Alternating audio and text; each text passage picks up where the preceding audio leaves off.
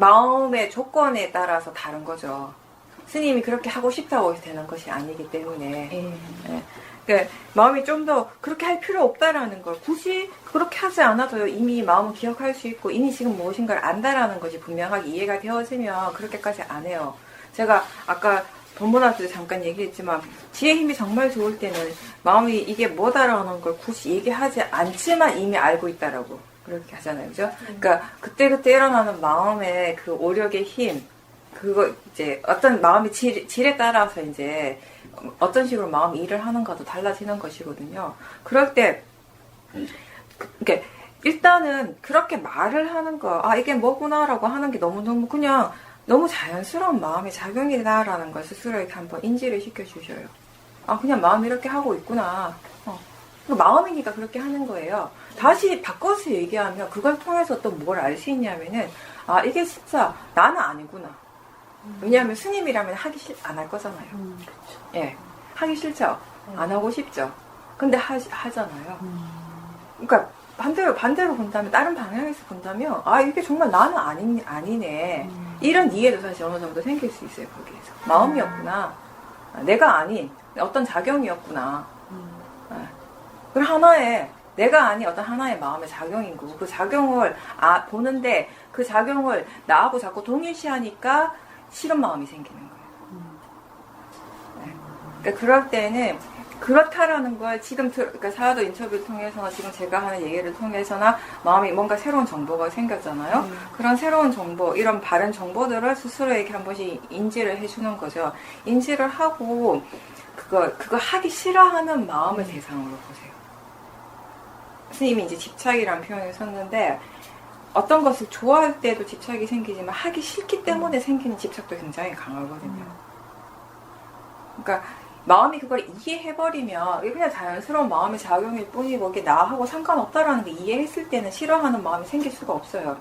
근데 아직 그 이해가 안 생겼잖아요. 근데 그런 이해라는 것이 한순간에 그냥 들었다고 해서 확 생기는 것이 아니기 때문에 그 이해가 생기기 전까지 우리가 먼저 해줘야 될 것 중에 하나는 뭐냐면 번뇌를 대상으로 보는 거예요. 지금 현재 일어나는 그러니까 뭔가 마음에서 실제로 일어나는 작용, 실제 하는 작용이 법이에요. 수행에서 말하는 법이라고 하는 것은 그 법을 대상으로 하는 것이 위파사나 수행입니다. 실제 하는 것을 대상으로 하는 거. 근데 그게 굉장히 단순하고 쉬운 듯 하지만 잘 안 된다고요. 왜 그런가 하면 우리 마음의 지혜보다는 무아가 강하기 때문에 그렇기 때문에 어쩔 수 없이 자연스럽게 일어나는 것은 번뇌예요. 그렇다면은 그 번뇌 또한 우리에게 실제로 일어나는 법이라는 거죠. 그 순간에. 다만 그걸 나의 모화, 나의 탐심, 나의 진심이 아니라 그걸 그냥 마음의 작용, 그러한 그냥 마음으로 알 때 그거를 이렇게 이 법으로서 보고 아는 것이고 그 빠라마타를 보는 것이 되는 것이거든요. 그러니까 그 어떠한 상황에서든지 수행을 하다가 기존의 어떤 대상을 향해서 일어나는 번뇌가 있을 때, 그 번뇌가 너무 분명할 때, 이 번뇌가 너무 분명하게 일어나고 있을 때는 사실 이 번뇌 때문에 아무것도 할 수가 없어요. 그건 아시잖아요. 그렇다면 가장 우선시 되어야 될 것이 뭐냐면 이 번뇌를 보는 것이 돼야 돼요. 근데 왜 보는가도 아셔야 돼요. 왜 보는가 하면 번뇌를 없애기 위해서 보는 것이 아니라 이 번뇌의 마음 이해하기 위해서 보는 것이거든요. 이 번뇌를 이해하는 것에 많은 것이 포함되어 있어요, 사실. 이 번뇌가 지 혼자 일어나지 않거든요. 이 번뇌가 이미 그 앞에 말하는 마음, 그 말하는 작용, 상의 작용, 이러한 것들하고 관계돼서 일어나는 것이거든요. 이 번뇌를 이해하기 위해서는 앞에 그런 상의 작용, 그런 마음의 작용에 대해서 어느 정도 마음이 이해를 해야 되는 것이거든요. 그러니까 번뇌를 이해한다라고 하지만 사실은 그런 모든 것들이 함께 일어나고 있는 그런 이렇게 빠라마타의 작용들을 전체적으로 대해서 우리가 봐야 되는 것이고 그런 것들에 대한 어떤 관계에 대한 어떤 이해가 생기고 관계에 대한 이해가 생길 뿐만 아니라 각각 빠라마타의 작용에 대한 이해도 있어야 되는 것이고. 근데 가장 먼저 우선시되는 거는 그때 일어나는 번뇌의 마음부터 먼저 봐야 되는 거예요. 그러니까 답은 우리가 알아요. 답은 이미 알아. 빠라마타를 봐야 돼. 그 대상은 대상으로 봐야 된다고요. 마음은 그냥 마음으로 봐야 돼요. 이게 답입니다. 그냥 일어나는 내가 아니라, 내가 어떻게 하는 것이 아니라, 그냥 자연적 이치로 원인 결과로서 그냥 일어나는 마음의 작용으로 보면 된다라는 답은 이미 알지만, 우리의 현실이 다르기 때문에, 실제로 우리한테, 아까도 얘기했지만, 어떻게 봐야 하는 것하고, 실제로 마음이 어떻게 보고 있는 것하고는 항상 다르다라는 것이에요. 그 차이에서 번뇌가 일어나는 것이거든요. 그렇다면 우리한테 가장 우선시 되는 대상은 그때 일어나는 번뇌가 먼저 돼야 된다는 것이죠. 그 번뇌를 보고 그 번뇌의 마음이 약해지면은 아마 그때는 자연스럽게 막 말하는 마음의 힘도 약해질 거예요. 이 번뇌를 이해하는 지혜가 단순히 번뇌만을 이해하지는 않거든요. 결국에는. 지혜라고 하는 거, 뭔가 하나에 대해서 분명하게 이해하는 것이 통찰지예요. 근데 그 지혜는 사실은 그 하나만 계속 바라본다고 생기는 것이 아니라는 거 이제 아시잖아요. 왜냐하면 파라마타라고 하는 건 지 혼자 일어나지 않거든요, 사실은. 이 성질은 고유한 성질인데, 지 자신만의 고유한 성질이 있는 것인데, 이것이 일어나기 위해서는 반드시 다른 성질들이 함께 있다라는 것이거든요. 그게 또 이 파라마타의 특성이에요. 그러니까 뭔가 본인이 자기 자신에 대해서 뭔가 부끄럽고 수치스러울 때 다른 생각을 해서 그거를 잊어버리려고 하는 일반적인 마음의 반응이에요. 번뇌가 일어날 때. 그렇죠. 그 본다라고 하는 건 그 내용을 보는 것이 아니잖아요. 그 부끄러워하는 마음, 그걸 하기 싫어하는 마음. 그렇죠. 그럼 더 이상 부끄럽지 않아요. 관념을 보기 때문에 수치스럽고 부끄러운 마음이 일어나죠. 실제 하는 것을 볼 때는 거기에는 그런 마음들이 안 일어나요. 그냥 작용일 뿐이니까. 그냥 작용일 뿐인 것은 좋은 거 나쁜 것이 따로 없이 그냥 작용하는 것이지. 근데 그 내용을 보니까 이건 좋고 이건 뭐 창피하고 이건 부끄럽고 이렇게 되는 거지. 그게 관념을 보는가 파라마타를 보는가의 차이인 거죠, 이제. 그렇게 파라마타를 볼 때 마음이 대상에 반응하지 않으니까 자연스럽게 사티가 이어지게 되는 것이고, 주로 사티가 잘 안 이어지는 대표적인 이유 중에 하나가 생각에 빠지기 때문이거든요. 근데 생각에 빠지는 이유는 뭐냐면은 생각하는 마음이 대상이라는 걸 아직 이해하지 못하기 때문에. 생각에 빠진다라는 건 생각하는 그 내용에 빠진다라는 것이에요. 정확하게 얘기하면. 내용을 보면 100% 빠지게 돼 있어요. 대부분의 사람들, 수행하지 않는 사람들은 삶의 몇 %가 그 생각에 빠져 살까요? 100%. 거의 그렇겠죠. 생각에 빠져있지 않은 경우가 거의 없을 것 같아요. 내가 뭘 하더라도, 길을 걸을 때든, 사람들하고 대화를 할 때든, 밥을 먹을 때, 심지어 TV를 볼 때, 뭐든지 다 생각에 빠져있는 상태예요. 그 생각이 내용에 빠져있는 상태예요. 맞아. 우리 바른 방향으로 그게 기울어질 수 있게 하는 모든 생각들은 다 바른 생각입니다. 바른, 정말 이제 바른, 수행이라는 것이 어떤 것인가를 이제 바르게 이해하는 거죠. 수행센터는 제가 항상 얘기를 하지만 특별한 공간이에요. 아주 인위적이면서 특별한 공간. 그래서 제가 거기 비유 많이 하잖아요. 그 온실과 같은 곳이라고. 저는 예전엔 그런 생각 못했어요. 다른 수행센터에 있을 때는 그런 생각 전혀 못했는데, 셔민에 처음 가서 처음 이제 셔민 수행을 접하고 수행을 하는데 너무 좋았죠. 그 수행에 대한 이해가 처음으로 이제 생겨나기 시작했기 때문에, 그러면서 이제 사유도 본문 계속 듣고 인터뷰 자주 하고, 그러면서 느끼는 게, 사유도 말씀대로 수행을 한다면, 사유도 말씀을 따라서 수행을 한다면은, 사실은 진짜 수행은 여기서 하는 것이 아니라 바깥에 가서 해야 하는 것이구나. 그 생각에 대한 그게 되게 이렇게 믿음이 생기더라고요. 그 이전에는 머리로는 그렇게 생각했어요. 이렇게 일상에서 수행이 돼야지 진짜다. 근데 안 되거든요, 절대로. 왜냐하면 그만큼 지혜의 깊이가 없지만 가장 중요한 건 뭐냐. 일단 저 자신, 내 마음이 그걸 안 믿었어요.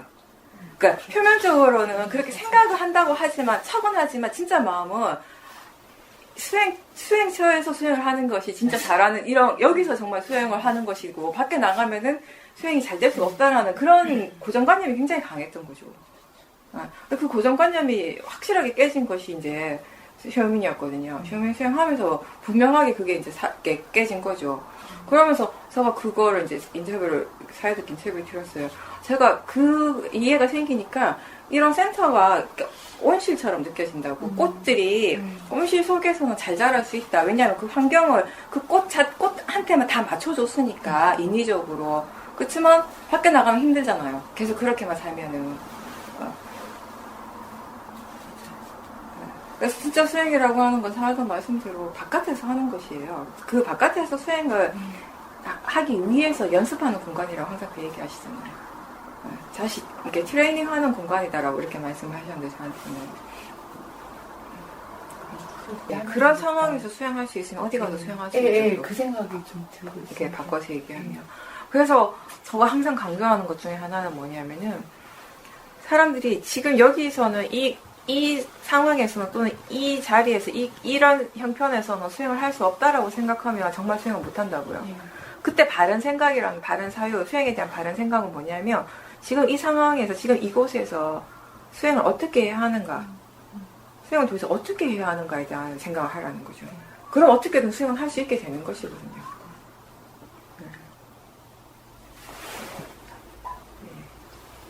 항상 일상 속에서 삶 속에서 수행을 하려면 우리가 놓치지 않아야 되는 질문이 그건 것 같아요. 지금 여기에서 이 순간에 수행을 어떻게 해야 하는가에 대한 관심.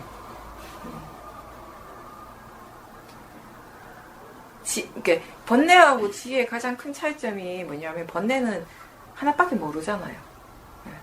꽂혀있는 거 그거 하나밖에 모른다고. 근데 지혜는 두루두루 많은 것들을 보고 많은 것들을 이해하고 이렇게 오픈되어 있고.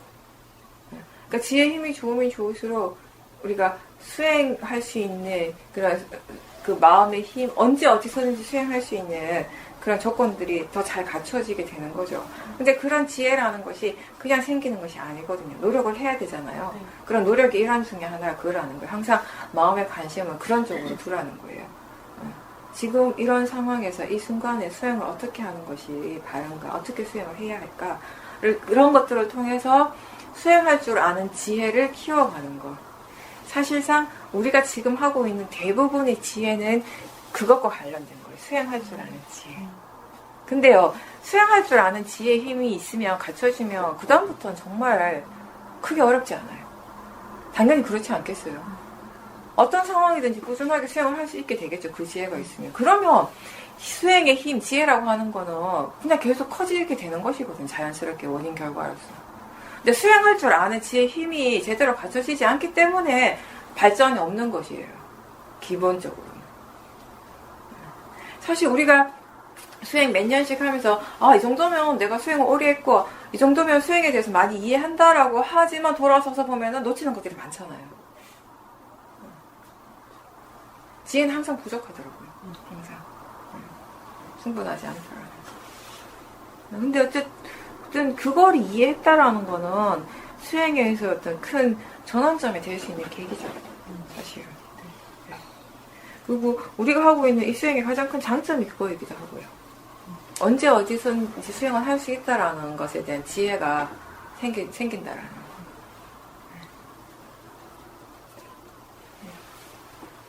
저 애들하고 있으면 또 바쁘죠.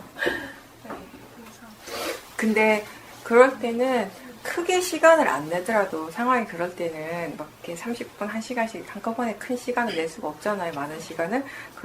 그런 경우라면은 짧게라도 괜찮아요. 그 대신 자주. 그러니까 10분이든 뭐 15분이든 잠깐 앉아서 쉬는 일할 때 애들 없을 때 집안일 한다고 해서 막 3시간, 4시간 내내 일하지는 않잖아요. 사실은. 그죠? 조금 하고 또 쉬고 또 딴 생각 좀 멍하게 있는 시간도 많거든요, 우리. 사실. 그런 시간들을 최대한 수행하는 시간으로 스스로 이렇게 바꿔 가야 되거든요. 아까 스님 말씀하신 거하고 비슷한 건데, 그죠? 수행적으로 활용할 수 있는 시간이 많아요. 그리고 또 아무 일을 안 할 때뿐만 아니라 일을 할 때도. 그때도 그냥 집안일 하는 시간이다라고만 생각하지 말고 수행하는 시간이다라고 예전에 그렇게 했었잖아요. 근데 내가 지금 기억나는 게 옛날에 본인이 일을 할 때 뭐 걸레질을 할 때고 뭐 설거지를 할 때고 이렇게 문득문득 자기 자신한테 왜 이런 식으로 일을 하고 있는지 왜 이렇게 하고 있는지 이렇게 질문하면 마음의 질이 많이 좋아진다고 그랬거든요. 기억나세요? 네. 그런 것들을 이제 다시 한번 이렇게 질문을 해봐도 되고.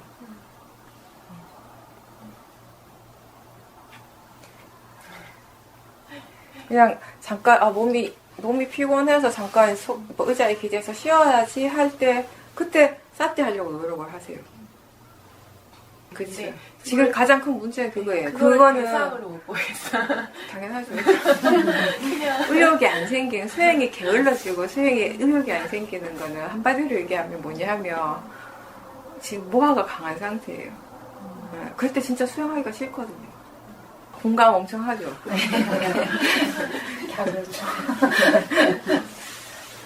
다 마찬가지인데. 그러니까 이게 수행하다 보면 좀 이렇게 이런 거 사이클이 있잖아요. 좀 잘 됐다가도 또 떨어지기도 하고. 근데 이게 사실은 푹 떨어지기보다는 뭔가 계기들이 있거든요. 그럴 때 자기 자신을 좀 더 지켜보고 좀 더 노력을 해가지고 너무 이렇게 마음의 질이 확 떨어지지 않도록 조심하는 것이 필요하고, 이렇게 할 수 있는 사람이 수행이 좀 더 능숙한 사람이다라고 표현을 하는 것이거든요. 하기 싫어하는 마음, 막 게을러지고 싶어하는 마음을 대상으로 봐야 되는데, 그게 그냥 단지 마음이라는 이해가 안 생기기 때문에 보기 힘들어요. 자꾸 나라고 생각을 하니까.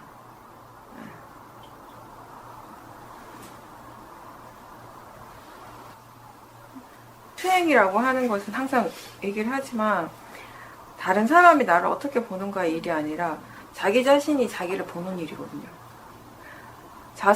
자선하는 거에 힘들면은 그냥 집에서 할 때도 경영을 한번 좀 많이 해보세요.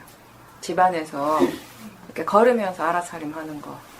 뭐 어떤 거라도 상관없어요. 본인이 뭐 이렇게 발걸음 이렇게 디디고 할 때마다 그걸 그냥 알아차림, 발바닥에 느낌을 알아차림 해도 상관없고, 뭐든지 본인이 알아차리기 쉬운 것을 대상으로 해서 좀 이렇게 약간 처음에는 그거 위주로 알아차림 하는 걸로 그런 식으로 수행하는 것도 상관없습니다. 네. 왜냐하면 마음의 질이 지금 너무 안 좋은 상태에서는 일어나는 것을 그냥 일어나는 그대로 알아차림하는 게 더 힘들 수 있거든요. 그러니까 그럴 때는 그냥 좀 뭐랄까 본인이 야 이게 대상이다라고 뭔가 조금 정해놓는 거지, 마음으로.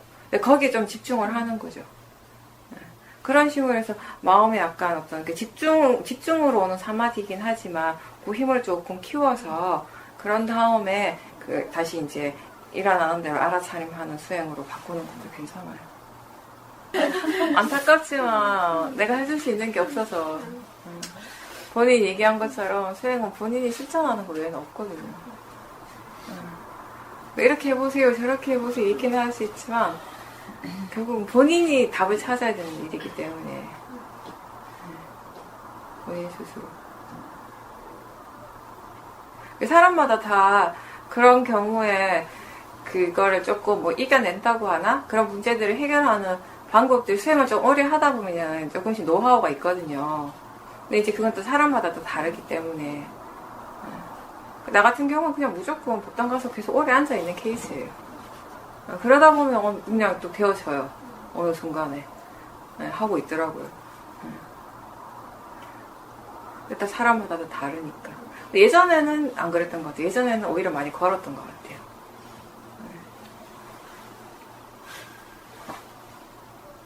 그러니까 질문을 좀 많이 해주세요. 그냥 단순히 자선 행선만 그냥 가만히 앉아 있는다고 걷는다고 해서 수행은 아니거든요. 마음이 일을 하는 것이 수행이에요. 계속 질문을 좀 자주 하는 것이 그나마 조금 마음을 활발하게 만들어줄 수 있으니까. 어떤 질문이든 상관없어요. 무엇을 알고 있는지, 마음이 알고 있는지, 마음이 지금 편안한지 불편한지, 무엇에 대해서 마음이 불편해하는지, 불편할 필요가 있는지, 지금 이렇게 하는 것이 적절한지, 이게 정말 이익이 있는 건지, 뭐 이런 질문도 상관없고, 뭐든지 다. 자꾸 마음을 더 자주 깨워주기 위해서 질문을 하는 것이거든요.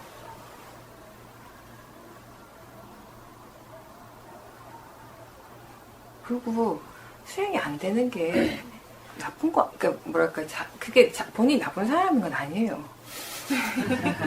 그게 안 되는 거지. 수행이 잘 안 되는 것일 뿐이지. 그걸 자꾸 자기 자신하고 결부시키지 마세요. 죄책감 가질 일이 아니라고, 그게. 본인이 뭔가 잘못하고 있는 것이 아니에요. 수행이 잘 안 되는 거지 본인이 잘못하는 게 아니거든요. 그죠? 같은 걸로 수행이 잘 된다고 해서 본인이 잘하는 거 아니에요. 그냥 수행이 잘 되는 거지. 수행이 잘 된다는 건 뭐예요? 그럼 아까 얘기한 수많은 마음의 요소들의 그런 힘이, 좋은 마음의 힘들이 많이 일어난다라는 거지. 내가 잘하는 것이 아니라고. 수행이 잘 안 된다고 해서 내가 뭔가 잘못하는 것은 분명히 아니라고. 내가 뭔가 지금 잘못하고 있다, 이러면 안 되는데 이러고 있다라고 생각하니까 더 힘든 거예요, 보살님은. 그걸 자꾸 자기 자신하고도 결부시켜가지고, 내가 왜 이러지? 그죠? 화가 날 때 똑같은 이치 아니에요? 저 사람 도대체 왜 저래? 화가 나는 거예요. 왜 저렇게 얘기하지? 화잖아요. 그 자기 자신한테 똑같이 얘기를 하는 거예요. 수행이 안 될 때는 자꾸 그 화살이, 이 도사의 화살이 자기 자신한테 오는 거야. 나 왜 이러지? 나 이러면 안 되는데. 엄청 죄책감 느껴요. 수행 안 하고 잘 사는 사람 얼마나 많은데. 왜 떳떳하게 다들 막 잘 사는데, 자기 잘난 줄 알고 잘 사는데, 왜 자기 그렇게 못났다고 생각하고, 왜 죄책감을 느끼냐고요. 엄청 잘하고 있는 건데, 수행 안 하는 사람에 비하면 100배, 1000배 잘하는데, 그죠? 단지 지금 수행하는 마음의 질이 조금 안 좋을 뿐이지, 내가 나쁜 사람 절대 아니거든요. 그거를 아셔야 돼요. 보살님이 제일 힘든 게 지금 그거거든요.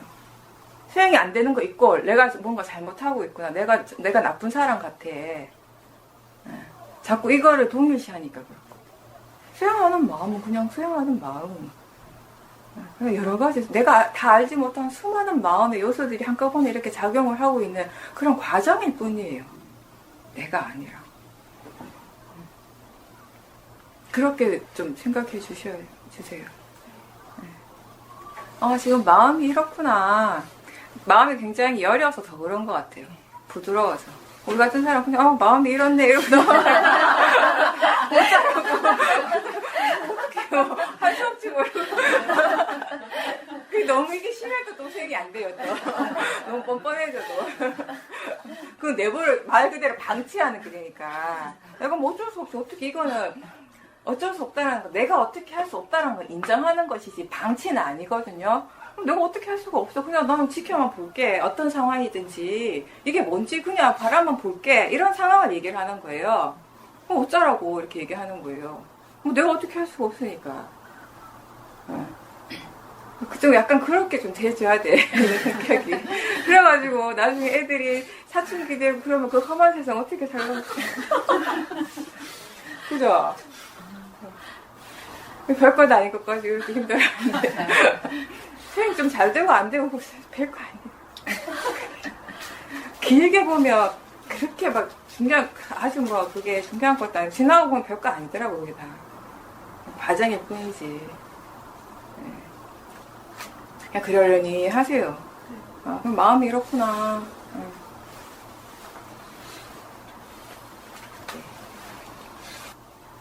그런 상태가 안 되는 것에 대한. 그렇죠. 근데 그렇게 굴곡은 2주면 엄청 긴 시간이죠, 사실. 하루 안에서도 휙휙 달라지는데. 나면 아침에 수행 엄청 잘 돼가지고, 오늘 뭐 좀 될라나. 오후에 완전히 망치고.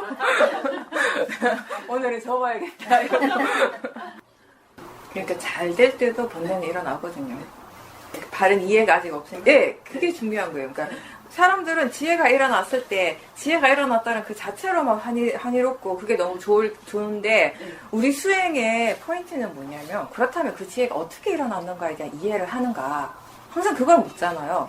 거기에 대한 지금 이제 말씀하신 거잖아요. 네. 그게 근본적이니까 그게 너무 당연한 건데 우리가 대부분의 수행자들이 놓치는 부분이 그 부분이거든요. 그냥 지혜가 일어나면 그 자체로 좋을 뿐이지 그 지혜가 어떻게 일어났는가에 대한 그게 대해서 이해하고자 탐구하고자 하는 그런 마음의 힘이 너무 약하다라는 것이에요. 그 지혜가 있었다면 지혜 힘이 좋았을 때 그 지혜가 어떻게 일어났는가에 대한 이해가 좀 더 있었다면은 그 지혜의 힘을 유지시키는 것은 바로 그 이해니까. 그래서 아까 제가 얘기한 거와 같은 맥락인데요. 수행이 잘 된다라고 할 때 사람들 그냥 수행이 잘 되는 거나라 끝이 나버린다는 그게 이제 바른 것은 아니라는 거죠 여기서는. 그러니까 그냥 단순히 수행을 지금 결과적인 측면에서만 보는 수행자라면 그게 다겠지만 우리는 그게 아니잖아요. 수행의 목적이 지혜를 개발시키는 것이다라고 했을 때는 어떻게 하면 지혜가 일어날 수 있는가에 대한 이해를 계속 해야 되는 것이거든요. 수행이 잘 된다라고 하는 그 말 한마디는 정말 그때 우리한테 일어나고 있는 것은 수행이 일어나는 것이 아니라는 거. 무엇이 일어나고 있는가? 그때 실제로 일어나고 있는 것은 무엇이냐면 수많은 마음의 작용들이라는 것이에요. 그 마음의 작용들에 대해서 이해를 하는 것이 수행을 어떻게 하면 잘할 수 있는가? 수행할 줄 아는 지혜가 키워갈 수 있는 과정, 힘이 되는 거죠. 그 자체가. 그죠? 그럼 마찬가지로 수행이 안 된다고 할 때도 똑같겠죠. 거기서도 일어나고 있는 것이 수행이 일어나는 것이 아니라 수많은 마음의 작용들이 일어나고 있는 것이에요. 그 작용들에 대한 이해가 필요한 것이. 그 작용에 대한 이해가 생겼을 때는 너무나 자연스럽게 그냥 자동적으로 잘 안 되던 수행이 잘 되겠죠, 이제. 그거죠. 지혜의 힘이 좋으면 좋을수록 어떤 이익이 있냐면은 더 미세한 마음의 작용들을 쉽게 자연스럽게 보일 수 있다는 거. 마음의 힘이 안 좋을 때는 그게 보여지지 않으니까 더 안 되는 것이에요. 이게 보고 싶다고 보는 게 아니거든요, 이게. 보여지니까 본다라는 거 이제 이해하시죠? 내가 아무리 보고 싶어도 볼 수 없는 건 못 보거든요. 그게 자연적 이치예요. 원인 결과. 내가 아니라는 거. 그죠? 내가 한다면, 내 마음대로 볼 수 있다면 다 보면 되죠. 왜 그런가에 대해서 그냥 물어만 보면 다 알겠죠? 근데 아니잖아요. 결국 볼 수 있는 것만 보는 거예요. 근데 이게 지혜의 힘이 약할 때는 그게 너무 제한적이다 보니까 그걸 통해서 마음의 질이 좋아지기가 힘든 거죠. 그러니까 뭘 사용하라고 하냐면 문해를 사용하라고 하는 거예요. 자기 자신에게서 일어나는 그 빠라마타만 봐선 충분하지 않으니까. 근데 지금 선생님은 이제 본인한테서 일어나고 있는 그 빠라마타를 중점적으로 계속 보는 것만으로도 충분하니까. 네. 그렇게 균형을 맞춰가는 방법, 그런 것들에 대해서 지금 말씀하시는 그런 과정들 자체가 수행하는 과정, 바르게 수행하는 과정, 지혜가 개발되는 과정이거든요. 딴 게 아니라. 수행이 잘 되면 잘 되기 때문에 안 되면 안 되는 나름대로의 새로운 이해가 생기는 거. 그게 중요한 것이에요. 예전에 수행이 안 될 때는 그냥 안 되는 것일 뿐이지 아무것도 없었잖아요, 거기는 더 이상. 근데 지금의 잘 한번 생각해 보세요. 지금하고 예전하고 가장 큰 차이점 중에 하나가 그거 아닐까요? 지금은 수행이 안 될 때도 물론 있지만 그 과정에서 뭔가를 배워가고 있다는 거. 안 되는 거기에서 지혜가 생기잖아요. 잘 되면 잘 되는 속에서도 지혜가 생기고. 그게 수행할 줄 아는 지혜의 힘이 좋기 때문에 가능해요. 사실은 연수보살님도 아주 단순한 문제예요, 이거. 지금 수행하고 있는가, 지금 사티하고 있는가, 그 질문 몇 번만으로도 마음의 질은 달라질 수 있어요. 사실은. 복잡하지 않아요. 근데 왜 이렇게 힘들게 느껴지는가 하면 그 답은 아까 내가 얘기한 그거예요. 본인이 지금 안 되는 그 자체를 자기 자신하고 너무 동일시하고 그거 자꾸 죄책감을 느끼기 때문에 내가 나쁜 사람인 것처럼 그렇게 하고 있는 이상은 수행이 잘 될 수가 없어. 그런 마음으로 아무리 마음이 질문을 하고 지금 사티하고 있는 거를 아무리 많이 해줘도 마음의 질이 좋아지기란 굉장히 힘든 거예요. 사실은. 그 마음이 없을 때는 단순한 질문 몇 번만으로도 마음이 지금 확 달라지거든요.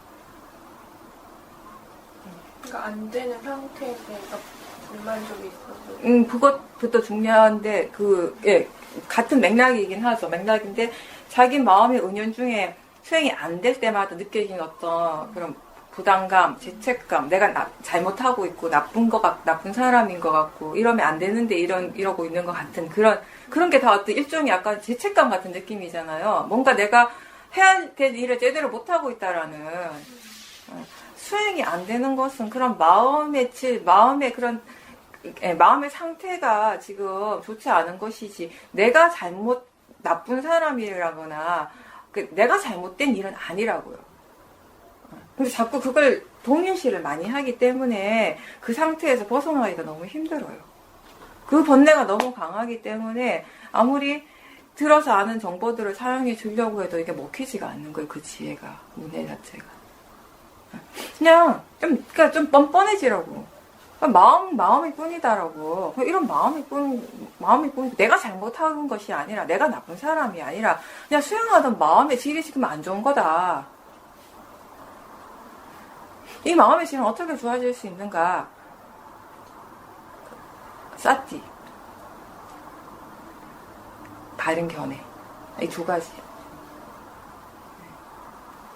조금 그런 것들을 스스로에게 좀 이렇게 인지를 해주라는 것이에요.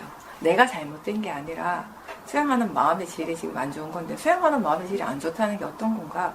여러 가지 수많은 마음의 그런 요소들의 지금 그런 것들이 이렇게 좋지 않은 상태인 거지. 내가 좋지 않은 것이 아니라. 그런 마음의 여러 가지 마음의 요소들을 좋은 상태로 이렇게 이렇게 올려주려면 어떻게 해야 되는가? 뽕싸티하고 바른 견해밖에 없다라는 것이. 그렇게 이해를 하셔야 돼요.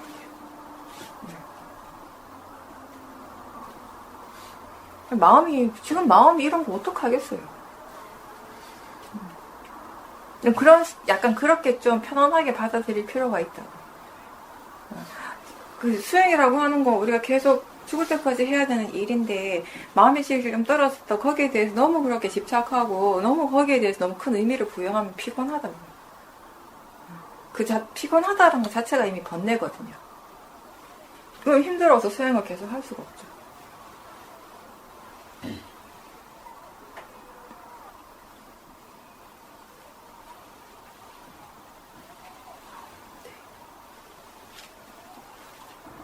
그게 보살님 타고난 성향이 이런 법에 대한 관심이 있으시고 이런 다 깜바가 있다라는 것이 좀 사람들 보면서 많이 느끼는 게요. 저 같은 사람은 출가하기 전에 이런 법 이런 데 대해서 관심이 없었어요. 이런 게 있는지 잘 몰랐고 크게 뭐 이런 것들에 대해서 되게 가치를 부여한 것 같지도 않고.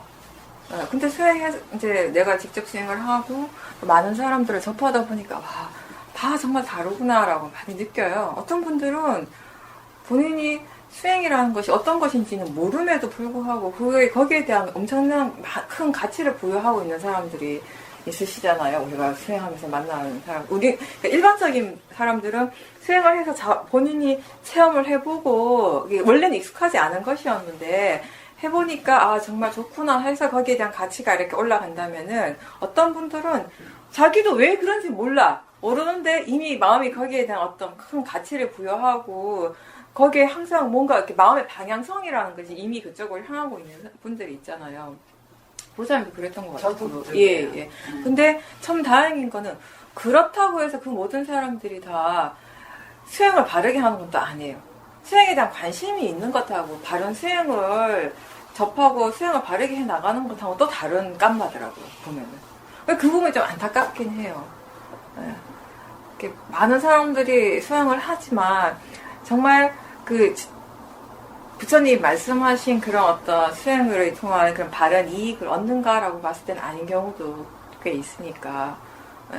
보살님도 그런 본인의 마음이 왜 그런지는 모르겠지만 어쨌든 그런 보시를 하고 공덕을 짓는 것에 대한 환희심을 다른 사람들은 더 많이 느끼시는 그런 케이스잖아요. 근데 그런 부분들이 천만다행으로 수행을 접하고 바르게 수행을 해 나가시면서 지혜와 함께 만나서 더 바르게 되어가는 것 같아요. 그렇지 않으면은 그냥 계속 공덕 짓는 거에만 이제 집중을 하면 거긴 이미 말씀하신 것처럼 이미 모화가 있거든요. 어떤 모화냐면 좋다고 생각하는 모화가 있어요. 좋다고 이해하는 이렇게 지혜가 아니라 좋다고 생각하기 때문에 거기에 집착하는 모화가 있어요. 네. 모화가 있고 로바가 있잖아요. 그랬었어요. 진짜. 예. 그랬었어요. 근데 그게 이제 없잖아요. 어떤 이렇게 보시나 공덕을 하더라도 지혜의 마음으로 할 수 있는. 그러니까 지혜라고 하는 것은 모든 상황에서 다 적용이 되어지는 것이고, 그리고 어떤 상황에서든지 이익을 주는 것이고, 지혜라고 하는 마음. 수행을 이렇게 했을 때 이해가 생기고 이러한 것이 삶을 살아가는 모든 부분에 있어서 다 영향을 미친다라는 거 그거는 너무 당연하고 분명한 것이 뭐냐면은 우리가 일상에서 살아가는 것도 마음 없이는 안 되잖아요. 어떤 행동을 하고 어떤 말을 하고 하는 것, 어떤 생각을 하는 것에 그 베이스는 다 마음에서부터 시작을 해요. 그죠? 마음이 안 일어나는데 말하지 않거든요. 마음이 일어나지 않는데 어떤 결정을 하거나 마음이 일어나지 않는데 어떤 행위를 하지 않거든요. 근데 수행이라고 하는 건 그렇게 일어나는 그 마음에 대한 이해이기 때문에 수행을 통해서 마음에 대한 이해, 바른 이해를 했다면 지혜가 마음을 이해하는 지혜가 있다면 그게 적재적소 이 삶 속에서 안 쓰여질 수가 없죠 사실. 그러니까 삶과 수행이 따로가 아니라는 건 너무나 당연한 거예요 우리가 그렇게 본다면. 수행도 마음의 일이고 삶 또한 마찬가지잖아요. 삶에서 살아가는 모든 일이 마음 없이 벌어지지 일어나지 않거든요. 보살님 마음에 이제 지혜 힘이 많이 좋아지셨기 때문에 아까 얘기하신 것들은 다 삼빠자냐의 지혜거든요. 적절함을 알고 필요하기 때문에 알고 적절하기 때문에 하는 거 이익이 있기 때문에 분명히 이해하기 때문에 하는 거 우리가 사티 삼빠자냐라고 하잖아요. 그래서 수행을 할 때 지금 이 행위가 필요한가 필요하지 않는가 이익이 있는가 없는가 이런 것들에 대해서 질문해 보라고 하죠. 근데 이제 그렇게 질문한다고 해서 그 답이 항상 지혜가 답을 하는 것은 아니지만 어쨌든 그런 과정들을 통해서 우리가 조금씩 지혜를 키워가는 것이거든요. 미리 정해놓은 틀이 사라지면 이제 보여지기 시작하는 거죠. 그런 것들을. 근데 그 또한 너무 믿어서도 안 돼요. 그렇게 이거였구나 하는 마음도 사실은 100% 믿어서는 안 돼요. 어떠한 마음도 우리가 먼저 믿지 말라고 하잖아요. 그냥 이렇게 알고 있구나. 이렇게 아는구나. 이거구나는 이미 마음이 거기 믿어요. 그럼 위험하죠.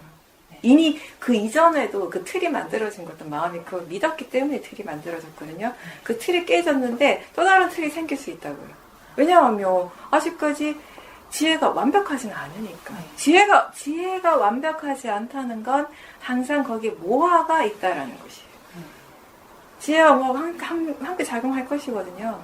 하면서 지혜가 깨어나는 순간에 다음 순간에 또 모화의 마음이 일어날 수 있다고요. 그러니까 어떤 마음도 믿지 말고 그냥 알도록 하라고 하잖아요. 마음이 이렇게 생각하는구나 라고 아셔요. 그렇게 하셔야 돼요. 그게 중요한 거죠. 그게 우리가 수행의 이익인 거죠. 그냥 일어나는 대로 믿으면 사실 수행 안 하는 사람들 다 그렇게 살죠. 수행하기 때문에 우리가 얻는 이익이 뭐냐면 그런 마음들을 100% 그냥 내 것이라고 믿지 않는 데서부터 시작하는 거지. 수행적인 이익은. 단지 알 뿐인 거지. 지혜로서 분명해질 때 믿는 건 그때 믿으라고 하잖아요. 사티가 약하고 사마디와 지혜의 힘이 없었던 거죠. 그러니까 본다고 해서 막 보니까 불선업의 마음이 약해지거나 바로 사라지고 이렇진 않거든요. 그러니까 봄으로 해서 지금 그 번뇌의 마음이 아주 약해지거나 사라진다면 거기엔 그냥 사티가 있는 건 절대 아니에요. 사티, 사마디, 지혜의 힘이 다 있는 거죠. 근데 사티는 있지만 사마디나 지혜의 힘이 거의 없으면 뭐 보기는 보는데 번뇌에 끌려가는 경우가 많죠. 그때그때 다 달라요. 그런 부분들에 대해서 마음이 계속 지켜보고 이런 상황에서는 마음이 어떻게 반응하고 저런 상황에서는 어떻게 반응하고 이거는 왜 그렇지? 라고 이렇게 궁금해하고 이런 게 조사죠. 조사하고 지혜가 일어나는 과정이고. 처음에 말씀하신 건 이게 아마 사람들마다 말하는 게 스타일이라는 것이 있잖아요. 그 사람 성향에 따라서. 그러다 보니까 이제 보살님은 우리한테 이제 우리하고는 오래되셨으니까 몇 년이 됐잖아요. 그러니까 우리 스타일에 익숙하신 거지. 그러다 보니까 그런 부분들이 있을 수 있고, 근데 어쨌든 본인 스스로 그 틀을 보고 깨달으셨다는 건 참 다행스러운 일이에요. 스스로 그걸 깨달았다라는 거는 지혜가 그만큼 생겼다라는 것이니까. 그리고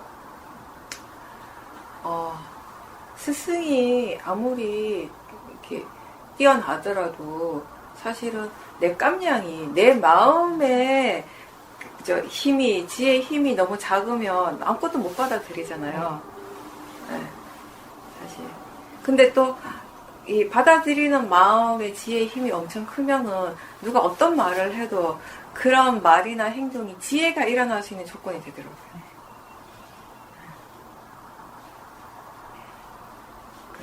그러니까 결국 우리는 항상 마음의 관심을 자기 자신에게 돌리는 것이 중요한 것입니다.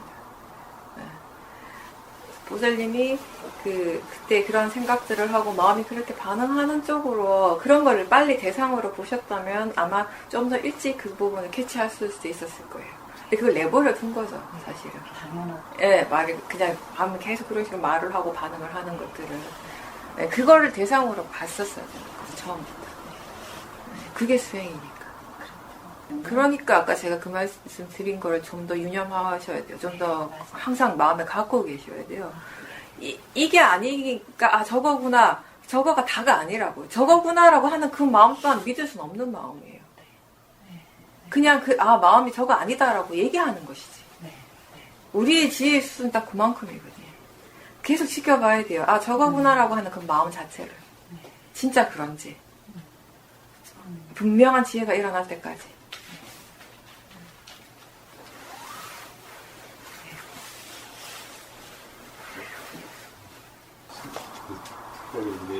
그 생각이 왜 일어났는가라고 한번 이렇게 지켜보시니까 과거에 어떤 했던 행동, 행위 이런 것과 관련이 있어서 그 생각이 일어났구나 이렇게 알아섰기 때문에 이런 게 모든 게 다 그렇게 연결이 돼 있구나. 그런 그걸 내용적으로 파악하신 거예요? 아니면 정말 마음의 어떤 사경적인 측면에서 이해를 하신 거예요? 잠에서 깨어날 때 유심히 잘 이렇게 찾기하면서 깨어나는 그 습관들이잖아요. 그러면서 뭐 사람마다 차이가 나는 건지 대부분 사람한테 그런 건 잘 모르겠지만 저는 한 가지 제 경험을 통해서 느끼는 건 뭐냐면 그 순간에 마음의 질이 굉장히 좋다라는 거예요. 그때는 절대 생각이 내용이 안 빠져요. 생각이 대상이라는 건 분명하게 알고 보더라고요. 항상 그 순간에. 잠에서 깨어있습니다. 네. 갑자기 지금 제가 그게 생각이 났어요. 의문이 들기 시작했어요. 왜 그렇지 않아. 항상 그때 그 마음은 내용이 안 빠졌어요. 거의 어느 순간부터 이렇게 깨워서 움직이고 할 때 내용이 빠질 때 많잖아요. 우리 순간순간 이러고 하잖아요. 근데 희한하게 잠에서 깨는 순간 있죠. 나도 거기 되게 만약에 주의를 기울이기 때문에 자기 직전하고 잠자리 들어가지고 깨어날 때 어떤 마음으로 깨는지 굉장히 많이 이렇게 주의를 기울이는 편인데 어느 순간부터 거의 그때는 저 같은 경우는 생각을 대상으로 보면서 확 깨어나는 경우가 거의 대부분이거든요. 주 대상이 거의 생각이 일부러 정해놓고 하는 건 아닌데 거의 그 순간이 주 대상이 생각이었어요. 네. 근데 그때는 생각하는 마음을 대상으로 보는 그 힘이 굉장히 강하다라는 거예요. 그냥 지금 말씀하시는 거 듣다가 알아져가지고. 네. 도사의 마음이 이제 또 막 얘기를 하는 거죠. 이렇게 해서 그때 도사의 마음이 그 사람을 향했죠. 도사가 일어날 때 뭘 향하는 것 딱 보면 빵 소리 나는데 화는 사람한테 나와. 그죠? 네. 그때 화의 마음은 대상으로 계속 보시면서 그런 생각을 하는 그러니까 그런 생각이 일어났겠죠. 안 그러면 막 화의 마음을 보지 않았으면 그냥 일반적인 반응은 무조건 그 말을 해야 된다고 생각하거든요. 믿게 되고. 무조건 이 말을 꼭 해야 된다라고 생각을 하게 되는 거죠. 근데 디가니까야의 법만경인가? 거기 보면 부처님께서 어떤 말씀 하시냐면 제가 얘기 여러 번 했는데 부처님 당시에 다른 이교도 사람들이 불교 교단에 대한 욕을 많이 하고 다녔거든요. 부처님에 대해서 그리고 부처님 제자들에 대해서 굉장히 막 욕을 많이 한 거예요. 그래서 부처님 제자들이 듣다가 더 이상 못 참겠다. 우리도 뭔가 얘기해야겠다. 왜 저렇게 말도 안 되는 소리를 하고 다니나. 막 그렇게 이렇게 얘기를 하니까 부처님께서 얘기하지 말라고. 다른 사람이 뭐 어떻게 나에 대해서 험담을 얘기를 하고 좋지 않은 것을 얘기를 하더라도 내가 그렇지 않은데, 또 다른 사람이 거기에 대해서 도사를 일으킬 필요가 있느냐. 다른 사람이 나한테 대해서 막 칭찬을 한다고 하더라도 내가 나 자신에 대해서 바르게 아는데 거기에 들뜰 필요가 있느냐. 그러니까 다른 사람이 나한테 험담을 하고 우리에 대해서 나쁜 말을 할 때 화를 낼 것이 아니라 그게 뭐가 잘못됐는지 가서 얘기를 해줄 수는 있지만 화가 날 일은 아니라는 거. 화가 날 때 그 화가 도대체 누구에게 이익이 되는가. 그런 말씀을 하시거든요. 근데 우리가 이렇게 일반적으로는 화가 다른 사람이 나한테 도사를 일으켰을 때 첫 번째 마음의 반응, 가장 일반적인 마음의 반응은 그걸 화로서 반응을 해야 된다라고 믿는 거죠. 대부분의 마음이. 네. 그러면 다시 화를 화로서 반응할 때 결과는 한 가지예요. 더 큰 화를 일으키게 된다는 거. 번뇌와 번뇌끼리가 부딪혔을 때, 만났을 때 일어나는 결과는 항상 한 가지입니다. 번뇌가 더 커진다라는 거. 그 법국경에 어떤 구절이 있냐면은 원한이라고 하는 것도 결국 화잖아요. 그러니까 원한으로서는 결코 풀어지지 않는다. 원한을 풀 때 그게 해결되는 것이지, 단 상대방이 나한테 원한을 가진다고 해서 내가 다시 원한을 갖는 것으로는 그걸 절대 해결할 수 없다라는 거죠. 사실은 아무리 상대방이 나한테 도사를 일으킨다 하더라도 내 마음에 그 사람에 대해서 도사가 없다면 그 일이 문제가 될 수는 없죠, 나한테. 그 사람한테는 문제가 될지언정. 근데 그건 내 것이 아니니까. 불교적인 측면은 그거예요. 근데 이거를 너무 확대시켜가지고 범우주적으로, 너무 범사회적으로, 이렇게 다 상대방의 화까지 다스려야 된다라고 한다면 이거는 불교적인 관점은 아니에요, 사실은. 근데 우리가 너무 이거를 이렇게, 물론 그렇게 자꾸 확대시키는 것도 이유는 있죠. 뭐냐면 종교니까. 종교적인 측면을 자꾸 강조를 하다 보면 원만한 것이 중요하잖아요. 종교에서는 뭐든지 두루두루 좋아야 되는 그런 측면이 있잖아요. 근데 사실은 불교 그 자체, 원래 그 불교의 어떤 딱 그걸 본다면은 사실은 이쪽은 다른 사람의 마음은 내 영역이 아니거든요. 아까도 내가 얘기했죠. 우리가 무아를 항상 얘기하고 무아를 이해하는 일을 하지만 불교 수행이라는 건 철저히 자기 자신만의 일이거든요. 자기 중심적인 일이거든요. 근데 그게 이기적인 것하고는 다른 거예요.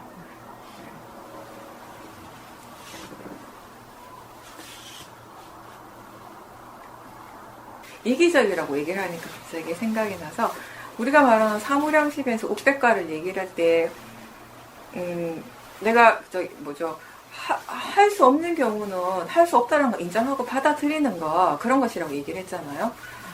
내가 하지 못하는 것에 대해서 너무 안타까워, 거기에 대해 도사를 일으키는 것이 아니라 그건 번뇌니까. 근데 그렇게 얘기를 했을 때 사람들이 무조건 거기에 관심을 기울이지 않고 무조건 차단을 하는 것은 또 아니에요. 우백가라고 하는 것은 뭐냐면 전제가 되는 건 뭐냐면, 상대방이 뭔가 어려움에 빠졌다거나 어떤 상황에 있을 때 사실은 내가 할 수 있는 최선을 한다라는 거죠. 내가 개입해야 된다면 개입을 하는 것이에요. 무조건 개입을 안 하는 것이 다가 아니라, 할 수 있는 건 하는 거, 최대한 노력을 하되, 그게, 더 이상 어떻게 할 수 없다는 걸 알 때, 그때는 멈추지만, 그 멈추는 마음이 고통스럽지 않다라는 거. 그러니까, 내 마음이 저 사람과 함께 고통스러워지는 것은 아니라는 거예요. 우백가라는 거는. 그렇지만, 내가 그 사람의 어떤 고통을 덜어줄 수 있는 나의 어떤 그런 역할이 있다면, 능력이 있다면 최대한 하는 것이에요. 최대한 하지만 세상 일이라고 하는 것이 내가 원하는 대로 되는 건 아니잖아요. 한계라는 것이 있잖아요. 더 이상 이게 내가 할 수 없는 것이다라는 것이 분명할 때는 거기에서 멈추지만 그 멈추는 마음이 괴로움은 아니라는 거예요. 근데 일반적으로 사람들한테 일어나는 마음은 굉장히 괴로워하거든요. 그 마음 자체가.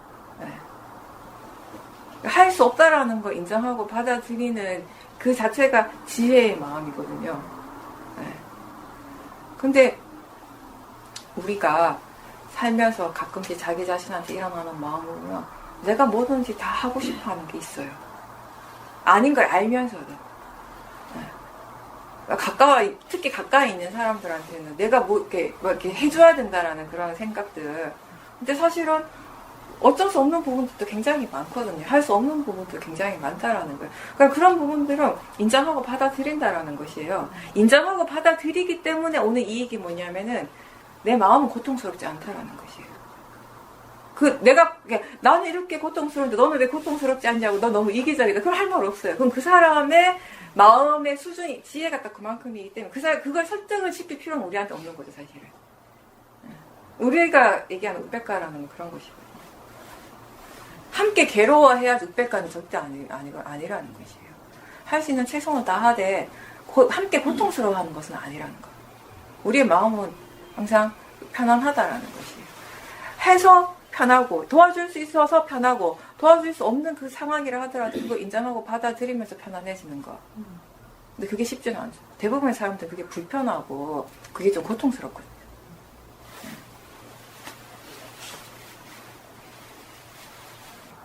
그러면서 생각하는 마음, 생각에 대해서 마음이 지금 뭘 이해하고 있는가도 함께 물어주세요. 한 번씩. 그냥 단순히 알아차리고 있구나에서 끝내시지 말고. 생각하는 마음, 그러니까 생각하는 마음이 거사님이 의도해서 하는 건 아니지만 주로 주 대상이 되는 상황이잖아요. 일반적 생활 속에서. 그러면서 생각 알아차림하면서 지금 사티하고 있구나를 확인하시잖아요. 그럴 때 그게 쭉 이어질 때 그냥 단순히 사티를 확인하는 데서 끝나시지 말고, 그렇다면은 지금 마음이 이 생각에 대해서, 생각하는 마음에 대해서 이해하고 있는가, 무엇을 이해하고 있는가, 네, 이런 것들에 대해서 한번 계속 물어보는 건 아니지만 사티가 좀 이어진다라고 느껴질 때는 한 번씩 물어봐 주십시오. 네. 내가 하려고 굳이 애쓰지 않아도 사티가 저절로 되는 상태. 근데 그게 아마 선생님께서 그 전에 등산하기 전에도 마음의 상태가 좋았을 겁니다. 막 번뇌가 강하고 수행이 잘 안 되는데 갑자기 될 일은 없거든요, 사실. 내려가든 산꼭대기 올라가든 실제하는 대상은 6가지인데 대상이 많다라고 생각하시는 거는 마음이 그때 대상을 관념으로 보니까 그런 거예요. 관념적인 대상을 생각하니까 대상이 엄청 많은, 산 위에는 대상이 별로 없는 거예요. 나무밖에 없고 뭐 자연이고 그냥 건물 같은 거 없고 사람도 많이 없고.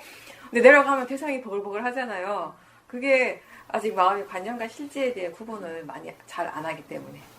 어쩔 수가 없죠. 그건 당연하긴 한데 다시 한번 생각해 주시라는 거예요. 산 꼭대기에 있으나, 산 꼭대기보다 더 높이 비행기 타고 하늘 위에 올라가 있으나, 땅에 있으나, 뭐 서울시내 한복판에 명동에 가 있으나 실제하는 대상은 같습니다. 6가지. 보이고, 보이는 대상, 들리는 대상, 냄새로 알 수 있는 대상, 맛으로 알 수 있는 대상, 감촉, 느낌, 그 다음에 그 외의 생각이라든지 마음 의문을 통해서 일어나는 그런 마음 작용들. 그죠? 보고 있다라고, 그러니까 마음이 파라마타에 대한 이해가 있어서 자연스럽게 보고 있다라는 걸 아는 것하고요, 본인이 의도적으로 보고 있다라고 생각해서 보는 것하고는 차이가 많아요. 그렇게 자연스럽게 알 때는 전혀 힘이 안 들어가거든요. 아까 사티가 자연스럽게 될 때 힘이 안 들어간 것처럼. 근데 사티도 내가 애를 써서 힘을 줘서 하면 힘들잖아요. 그러니까 자연스럽게 안 될 때는 힘이 들어가게 되죠. 똑같은 이치예요. 그러니까 보고 있다라는 걸 내가 의도적으로 자꾸 해줄 때는 힘이 들어가고, 힘이 들어가기 때문에 집중을 하게 되거든요. 그러다 보면 어느 순간에 또 그게 자기 자신의 어떤 통찰지가 아니라 들어서 아는 것을 일깨워줘서 가능한 것이기 때문에 잠깐 일깨워줄 때는 되는데 어느 순간 관념적인 부분으로 쑥 들어가 버리는 것이에요. 그래서 한참 빠져 있다가 보여지는 대상이 한참 빠져 있다가 하고 나오는 거죠. 수영하실 때 뭐 어떤 특정한 대상을 막 이렇게 자꾸 일깨워주기보다는 그냥 알고 있는가라고 물어보는 것이 오히려 더 효과적일 수 있죠. 그게 내가 막 로바를 일으켜가지고 되는 일은 아니니까. 되려고 하니까 조건이 갖춰지니까 그냥 자연스럽게 되어지는 거잖아요. 근데 그것도 로바로서 보시면 안 되죠. 이제 거기에 대한 로바가 또 생길 것이니까. 그게 왜 그런가 하면 지혜가 일어났는데 그 지혜가 왜 일어났는지 모를 때 일어나는 현상. 네. 그러니까 뭐냐 하면 지혜가 일어난 거는 사실은 한 가지 이유거든요. 마음이 파라마타를 보고 파라마타에 대한 이해가 생겼다라는 거예요. 근데 그게 어떤 이해인지 아직 모르는 거지, 분명하게. 지혜가 일어날 때 그럴 때가 있거든요. 어떤 지혜가 일어나는지 분명할 때도 있고 분명하지 않을 때가 있어요. 그래서 우리가 수양하는 마음을 계속해서 보라고 하는 이유 중에 하나가 그걸 볼 때 이러한 것들이 좀 더 분명해져요. 마음이 어떤 식으로 작용했기 때문에 이러한 지혜가 생겼구나가 거기서 이해가 되는 것이기 때문에 마음에 대한 이해는 마음을 볼 때만 일어나는 것이지 보지 않으면 안 일어나거든요. 네, 사티를 두지만 이렇게 수행하는 마음 쪽보다는 대상 쪽에 좀 더 가까이 두게 되면 지혜가 일어나기 힘들거든요. 근데 어쨌든 많은, 지금 선생님이 말씀하신 게 굉장히 많은 수행자들한테 일어나는 현상인데, 분명히 뭔가가 좋은 일이 자기한테 생겼어요, 수행을 하다가. 마음이 아주 고요해지고 평온해졌다던가, 어떤, 하는 지혜가 생겼어요. 근데 그게 왜 그런지는 모르는 거지. 그러면 그 다음에 마음은 뭘 어떻게 하는가 하면, 그때 그 상황을 자꾸 재현하려고 해요. 그 상황 때문에 지혜가 일어나고 사마디가 일어났다고 생각하는데 그건 절대 아니고. 상황은 그냥 상황일 뿐이에요. 바깥에 그런 외부적인 것 때문에 그런 사마디나 지혜가 일어나면 수행이 얼마나 쉬워요. 외부적인 환경만 만들어줘서 사마디가 일어나고 지혜가 일어나면 우리가 모터를 이짓하고 있겠어요. 거의 그냥 그것만 딱 지어놓고 하나 딱 지어놓고 들어가 있으면 되지. 그거 아닌 거 분명하시잖아요. 네. 그러니까 사람들이 자꾸 시간에 집착을 한다고 그랬잖아요. 새벽 시간? 네. 새벽보다는 저녁이 잘 되니까 아무래도. 근데 그거 왜 그렇겠어요? 자꾸 그러니까 수행에 대한 지혜가 100% 완벽하지 않으니까 어느 정도 힘이 들어간다라는 것이에요. 수행이 잘 될 때는 좀 덜 들어가고, 수행이 안 될 때는 많이 들어가고. 이러다 보니까 물리적인 힘을 많이 쓰고, 용을 쓰고, 애를 쓰다 보니까, 오후로 가고 저녁으로 갈수록 몸에 힘이 이제 빠지고 피곤해지는 거예요. 아무래도 우리가 피곤하면 그런 것들이 더 마음에 영향을 주게 되는 것이거든요. 그리고 또 제일 또 많이 사람들이 하는 게 자리잖아요. 법당에 가가지고 어떤 자리 딱 앉았는데 우연히 수행이 잘 됐어요. 그럼 그 자리 절대 포기 못해요 이제. 그런 게 있어요. 내가 어제 어떻게 했는데 갑자기 막 지혜가 일어났어. 그러면 다시 그걸 또 막 다시 재현하려고 해요. 그거 왜 그런가 하면 파라마타에 대한 이해가, 그 지혜가 어떻게 생겼는지에 대한 그런 마음의 작용적인 측면에서 이해가 없으니까 본인이 아는 거, 그 외에 본인이 알 수 있는 건 오로지 자리, 시간, 장소거든요. 그러니까 거기에 집착을 하는 것이에요, 사람들이. 그 다음에 자리에 집착하게 되고, 시간에 집착하게 되고, 그 시간에 수행 못하게 되고, 그 자리에서 수행을 못하면 도사가 일어나게 되고, 그 자리에 못 앉아서 그 시간에 못해서 수행이 안 되는 것 같고, 그건 아니거든요. 그러니까 분명히 산에 가시기 이전에 마음의 상태가 계속해서 좋아지고 있었어요. 그거의 결과가 거기서 나타난 거지, 한순간에 갑자기 달라진 건 분명히 아니거든요. 그거를 자꾸 바라려고 하는 마음 자체가 로바라는 걸 아셔야 돼요. 그걸 바라고 있는지, 그걸 다시 체험하고 싶어 하는가라고 스스로에게 한번 물어보면 분명히 그런 마음이 있을 겁니다. 근데 또 수행에서 중요한 거는 그런 로바가 있으면 그 마음 다시 일어나지 않는다라는 것이에요. 사도 그 일화 중에 유명한 스토리 있잖아요. 사도가 사마디에 들어가셨거든요. 아주 막 며칠 동안 깊이 사마디 들어가서 너무 좋았던 거예요, 그 사마디가. 로바, 사마디에 대한 로바가 엄청 강해진 거지. 그러니까, 근데 그 사마디가 이제 깨졌어요. 당신은 스스로 생각하시기로 이제 금방 들어갈 수 있을 거라고, 곧 들어갈 거라고 이제 다시 막 앉았는데 안 들어가시는 거예요. 못 들어가는 그 이제 마음이. 왜냐하면 로바가 이미 강하니까. 빨리 그걸 체험하고 싶고 어떻게 하고 싶어 하는 로바가 있으니까 절대 할 수가 없죠. 몇 날 며칠 밤을 새셨대요. 그 사마디를 다시 체험하고 싶어서. 나중에 머리가 너무 아파가지고 아스피린 드시고, 막 밤잠 안 자고 막 애를 쓰니까 머리가 얼마나 아파요. 너무 머리가 아프고 힘들어가지고, 이제 포기해야겠다, 이랑 모르겠다라고 하는 순간에 그 사마디가 생겼다고 하시잖아요. 그러니까 그렇게 되고 싶은 로바가 있을 때는 안 돼요. 그 전에 그렇게 됐던 거는 마음에 분명히 그런 로바가 없고, 수행하는 마음에 번뇌가 없었고, 견해가 달랐다라는 것이거든요. 어쨌든 가장 기본은 그겁니다. 근데 지금은 견해가 바르지 않는 거예요. 로바가 있으니까. 그렇다면 그 로바를 먼저 보셔야지. 그리고 수업하실 때 너무 보이는 거, 들리는 거 이런 쪽으로 질문을 너무 많이 하시면 힘이 들어가게 되거든요. 애를 쓰게 되거든요. 그러니까 그런 식으로 하시는 것보다는 그냥 뭔가 조금 이렇게 더 이렇게 멀리서 본다라는 느낌으로 그냥 가볍게 아는가라고 질문하는 정도. 약간 뭐냐면 이게 그냥 단순한 질문임에도 불구하고요. 어떤 질문을 하는가에 따라서 이런 관념적으로 마음에서 이렇게 느껴지는 그런 온도의 차이가 있거든요. 뭐랄까, 이게 지금 보이고 있는가, 보이는가, 들리는가라고 했을 때 뭔가 약간 좀 이쪽으로 가는 느낌이 든다면은 아는가라고 했을 때 조금 떨어지는 느낌이 들 수 있어요. 약간, 그러니까, 바깥에서 일을 할 때 수행을 하는 거는 되도록이면 이런 식의 사티가 더 좋거든요. 좀 더 이렇게 떨어져서 보는 거. 좀 너무 대상 속으로 가까이 가지 말고 최대한 이렇게 좀 더 멀리 가서 보는 거. 그러니까 자기 자신을 약간 뒤에서 본다, 아니면 위에서 이렇게 전체적으로 본다 이런 느낌이 훨씬 더 좋은 거죠. 그냥 가볍게 아는가, 알고 있는가, 지금 아는가, 무엇을 아는가는 별로 중요하지 않거든요. 뭐든지 아는구나라는 느낌 정도만 있으면 괜찮아요. 그런 정도의 가벼운 사태를 계속 쓰다 보면 사태 힘이 좋아지거든요. 그럼 자연스럽게 되어지고 자연스러운 사태가 거기에서 일어날 수 있게 되는 거죠. 그렇게 하십시오. 집에서도 자꾸 더 연습을 많이 해보세요. 아는가, 알고 있는가 이런 식으로 그냥 가볍게 물어보면서 지금 수행하고 있는지 사태하고 있는지 확인하는 거. 마음을 생각한 거잖아요. 마음이 지 혼자 생각하고 지 혼자 판단하고 원맨쇼하고 왔대요. 좀 재밌죠? 본인은 괴로운데 듣는 우리는 조금 재밌어. 본인은 그분을 생각한다고 해서 일찍 온 거 아니에요? 저분이 괴롭겠구나 라고 생각하고. 근데 왜 괴로웠어요? 마음을 믿지 말라니까요. 알아차리기만 하지. 그럴 때 사실은 제가 볼 땐 그래요. 그 사람이 이제 힘든 게 아니라 본인이 힘드니까 그 마음이 그런 식으로 해석하는 거지. 그 밑바닥에는 아마 90% 이상 어떤 마음이 있냐면 내가 싫어, 내가 불편한 거예요. 어떻게든 빨리 가고 싶어요. 빨리 가고 싶은데 내가 불편해서 일어나야겠다라는 생각은 차마 하기 싫은 거지.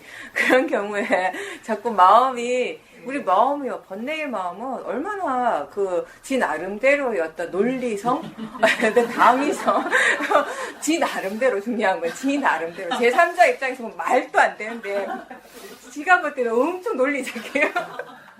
엄청, 맞아. 본인 생각은 맞아 하거든요. 그거 제3자한테 얘기해보세요. 제3자 막 웃잖아. 그게 번뇌의 마음이에요. 네. 그러니까, 일단 본인이 그 불편한 마음 그냥 겉으로 화기애애하지만 안에서는 마음에서는 불편함이 계속 일어나고 있었잖아요. 그러니까 화기애애하게 대화를 하는 건 대화하는 대로 하지만 한쪽에서는 그 마음을 계속 보셔야 돼요. 그런 상황에서 그 마음을 보는 것이 수행이잖아요. 불편할수록 불편한 자리, 불편한 사람과 있을수록 수행을 해야죠.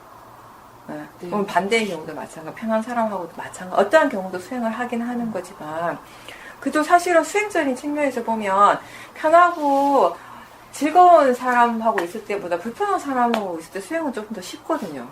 불편한 마음 보는 게 좀 더 쉬워요. 그걸 대상으로 보는 게 아무래도. 수행을 그렇게 하고, 상대방에 대해서 저 사람이 나오고 있는 게 상당히 불편하겠구나라고 마음이 그렇게 생각을 했을 때 그 마음을 바로 믿는 것이 아니라 마음이 이렇게 생각하는구나.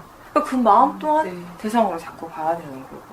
그렇게 마음의 수행을 하려고 노력을 하고 있다면은 사실은 내가 이 사람하고 있다라는 거 그 자체가 그렇게 그땐 중요하지 않아요. 이미 그 마음이 수행하는 마음에서는. 불편한 거는 왜 불편한가 하면은 내가 이 사람하고 있다라고 생각하는 그게 강할 때 불편하거든요. 어떤 사람에 대해서 집중하니까 마음의 관심이 그쪽에 가 있으니까 불편한 거지. 그 마음의 관심을 파라마타 쪽으로, 불편해하는 마음 쪽으로, 생각하는 마음 쪽으로 돌리면 그 사람에 대해서 별로 관심이 없어진다고요. 그럴 때는 불편한 마음을 바로 보는 게 힘들면 느낌을 보라 했잖아요. 그러니까 어떤 식으로든 뭐라도 대상을 가지고 수행을 하는 게 중요하거든요. 안 그러면 계속 그런 상황에서 번뇌가 커지게 되니까 번뇌의 본인이 잠식되어 버려요.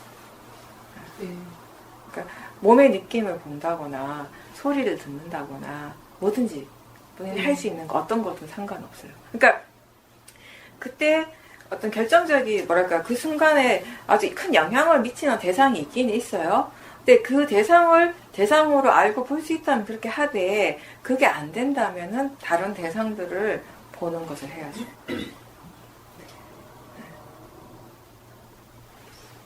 그렇게 해서 집에 돌아와서 내가 한 행동이 뭔가 바르지 않았다라고 생각하는 데 있어서 또 그런 이제 불편한 마음이 일어나죠. 후회하고 자책하는 마음이 일어나죠. 근데 그때 했던 그러한 행동 또한 마음의 일이에요. 자꾸 나라고 생각하니까 죄책감이나 그런 것들이 일어나요. 물론 내가 잘못한 것에 대해서 우리가 부끄러워하고 그런 후회 같은 거 하게 하죠, 당연히. 그거조차 없는 사람, 이상한 사람, 뭐라 그래요, 그걸. 표현을 예, 약간 이렇게 정신적으로 문제 있는 사람이죠. 근데 진짜 문제는 뭐냐면, 진짜 문제 중에 하나는 뭐냐면, 그걸 계속해서 후회만 하고, 계속해서 자책만 한다는 그 또한 문제라는 거예요. 계속 도사를 일으키는 거잖아요, 그거는. 두 분이 자주 연락하시려고. 나는 내가 왜 그랬을까라는 생각을 자꾸 하면 할수록 자책감, 그런 후회, 이런 마음들이 많이 일어나거든요. 그럴 때마다, 그때 마음의 일이었다라는 거. 그런 마음에 그냥 작용이요. 그런 마음들을 또 믿는 마음, 그런 생각들을 믿는 마음들이 있었고, 결국 지혜 힘이 부족해서 일어난 일이었다라는 것들을 한번 이렇게 수행적으로 마음의 작용적인 측면에서 생각을 해주세요. 이렇게 생각하는 게 마음의 작용적인 면에서 생각을 하는 건데, 사람들 보고 생각하라고 하면 내용을 생각하는 거예요. 내가 그때 어떤 생각을 했다라고. 그 사람이 나한테 어떻게 반응을 했다. 이런 걸 자꾸 생각하거든요. 그럼 자꾸 죄책감이 일어나고 후회하게 되고, 아니면 그 사람에 대한 도사가 일어나게 되는 것이고. 어떤 마음이 일어났는가, 그리고 그 마음을 이렇게 믿었는가. 믿었으니까 그 마음을 믿었기 때문에 그 다음에 어떤 마음들이 일어났는가, 그 마음이 일어났기 때문에 어떤 행동이 일어났는가, 어떤 말들을 하게 됐는가, 이런 부분들을 지켜보라는 것이에요. 이게 다시 한번 기억해보라는 것이거든요. 네, 알겠습니다.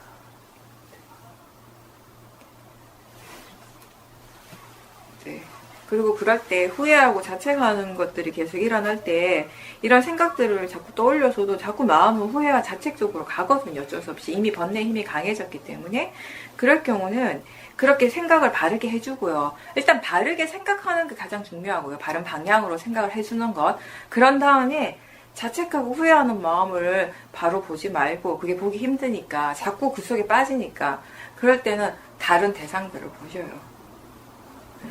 네.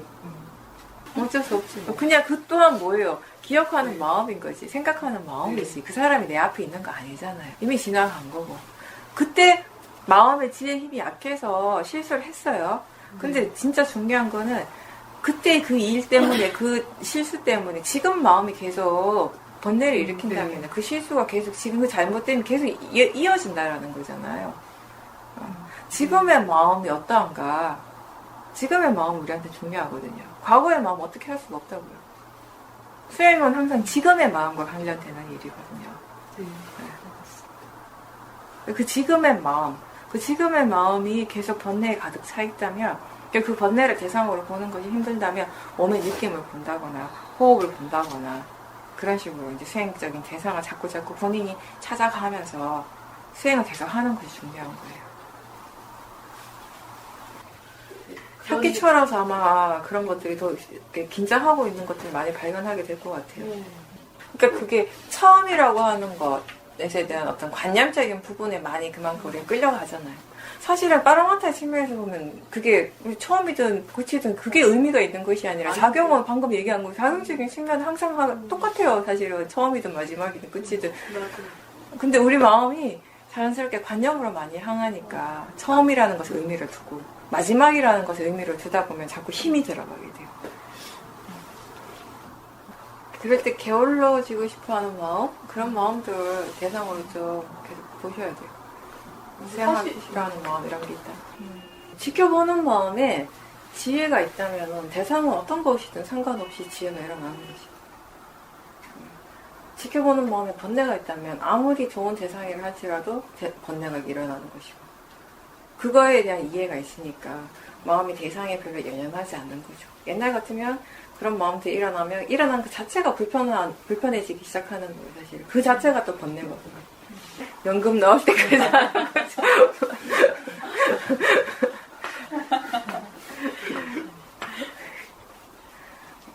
마음이 예전에는 어떻게 보면 보살님 같은 케이스, 보살님뿐만 아니라 다 마찬가지인 것 같은데, 그런 것이 힘들다 하면서 그게 어떻게 보면 삶의 어떤 활력소, 삶의 의미, 존재의 의미, 본인 존재의 의미를 그런 데서 찾았어요. 그럼 번다하고 그런 속에서 다른 사람들이 나를 인정해주고. 근데 이제는 이 지혜의 마음이 그런 것들이 정말 별로 가치가 없다는 거예요. 사실은 왜 그게 가치가 없다라고 얘기하는가 하면 괴로움이라는 것이 그런 것을 사실 거기서부터 시작한다라는 걸 조금은 이제 이해를 하기 시작했으니까. 그래서 좀 거기에 대한 의미를 두지 않는 거죠, 이제. 예전만큼. 그렇지만 세상을 살아가는 데 있어서는 또 우리가 필요한 건 해야 될 것들은 해야 되는 것이고 그 일을 하면서 수행하는 것이 이제 우리의 의무니까. 사티가 없을 때는 거의가 불선업의 마음이 말을 해요. 예. 그래서 예. 사티가 있을 때는 산업의 마음이 많이 일어나고 또 불선업의 마음이 일어난다 하더라도 그걸 지켜보기 때문에 그게 크게 힘을 있게 키우지는 못하죠. 남자 여자의 문제가 아니라 성향이죠. 마음의 그 성향의 문제인 거죠. 그러니까 그런 것들은 별거 아닌 것 같지만 사실은 중요한 게 사티의 가치에 대해서 사티가 왜 중요한가에 대해서 마음이 이해하는 순간이잖아요. 그런 것들이 이제 쌓이고 쌓이며 자연스럽게 마음이 지가 알아서 사티를 두려고 하는 거죠. 수행에 대한 가치, 수행의 이익을 이해하면 할수록 마음이 자연스럽게 수행하는 쪽으로 기울어지게 되는 것이잖아요. 그게 중요한 거니까. 그리고 보살님도 보살님이 좋아하는 것들이 로바가 일어나는 대상들이 있잖아요. 사람들마다. 그럼 거사님의 대상은 TV 드라마인 거죠. 그죠? 그럼 뭐 잘못된 건 거예요? 사람마다 다 그런 게 다른 것일 뿐인 거지. 네, 남자가 왜 이러면 남자 드라마 보면 안 되나? 본인 좋아하니까. 네. 남자는 아니 우리가 그런 게 참 많다 그죠? 남자는 이러면 안 되고 여자는 이렇게 하면 안 되고 이렇게 해야 되고 그런 고정관념들이 굉장히 막 근데 현대 사회는 그런 전통적인 그런 고정관념들이 많이 무너지긴 하긴 하는 것 같아요. 네. 그런 것들이 조금씩 무너진다라는 거는 물론 그게 부정적인 부분도 있겠지만 긍정적인 부분은 아무래도 이렇게 우리나라 사회에서 사람들이 사회 구성원들의 마음이 조금 이렇게 덜 경직된다라는 것일 수도 있어요. 그런 것들이 많으면 많을수록 아무래도 사회 자체가 경직되는 것이니까. 개인의 어떤 그런 자율성, 개성을 좀 더 인정해 줄 수 있어야 된다고 생각해요. 우리 사회 지금보다 좀 더. 너무 획일적인 게 지금까지 좀 많았잖아요.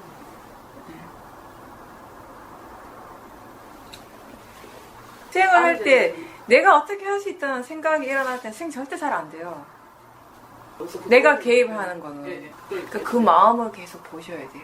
아들한테 대해서 일어나는 아들뿐만 아니라 딸한테도 마찬가지고 거사님한테도 마찬가지겠죠.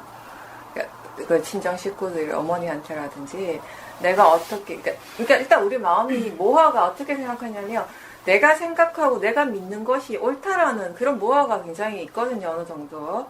그러니까 그런 마음들이 있다 보니까 자꾸 내가 생각하는 내가 그렇게 결정하는 이런 것들에 대한 믿음이 강하잖아요. 그러니까 이렇게 되어져야 된다고 생각을 하게 되고 이런 것들이 아마 자식한테 가장 강할 것 같아요. 그 다음에 배우자일 것 같고 그 마음을 보셔야 돼요.